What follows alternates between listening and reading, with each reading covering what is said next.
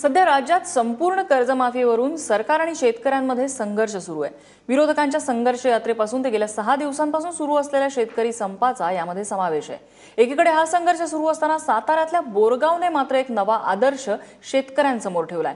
शेतकऱ्यांनी आपल्या कर्जाच्या तापातून सुटका मिळवण्यासाठी बोरगाव पॅटर्न अवलंबायला काहीच हरकत नाहीये।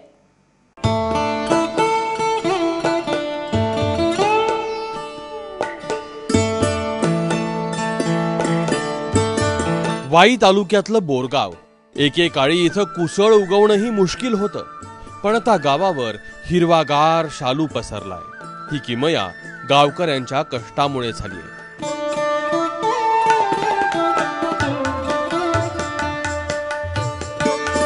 1988 साली गावकऱ्यांनी भैरवनाथ पाणी पुरवठा योजना सुरू केली, संस्था रजिस्टर केली, 15 लाखांची वर्गणी काढली, उरलेलं कर्ज घेतलं।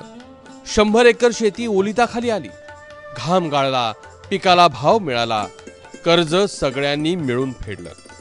ती शेतकऱ्याच्या जमिनीला पाणी पुरवठा करावा या हेतूने भैरवनाथ सहकारी जी पाणी पुरवठा योजना केलेली आहे आणि तिच्यातून आम्ही 12 महिने शेतीला पाणी पुरवठा करतो, निरनिराळे पिके काढतो आणि निरनिराळे पिके काढत असताना कर्ज हे लागतंच, घ्यावं लागतंच, पैसा घ्यावा लागतो।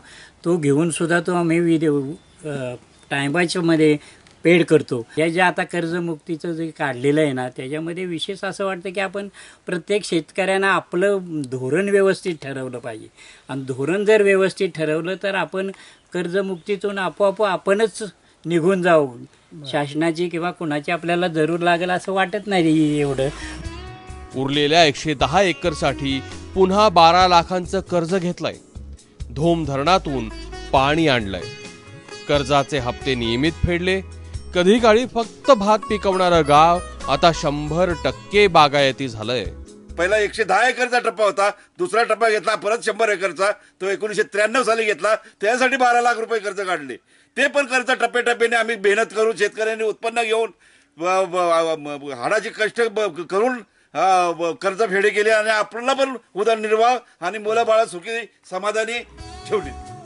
शेतीसाठी गावकरी दरवर्षी कर्ज घेतात, पण वेळेत परतही करतात, त्यामुळे गावात कुणीही थकबाकीदार सापडत नाही। कर्ज आम्ही घेतो, कर्ज फेडतो, आम्ही सरकारचं कर्ज काही ठेवत नाही, कारण आमच्या सगळ्या लोकांना ती सवय झालेली आहे सरकारी कर्ज घ्यायचं आणि सरकारी कर्ज फेडायचं। डिसेंबरमध्ये गावाला पाणी पुरवठा करणारी विहीर कोसळली, गावानं सरकार आणि प्रशासनाची वाट पाहिली नाही, 40 लाखांची वर्गणी काढून आपला आपण बंदोबस्त केला आणि उद्घाटनाला थेट सेलिब्रिटी बोलवले।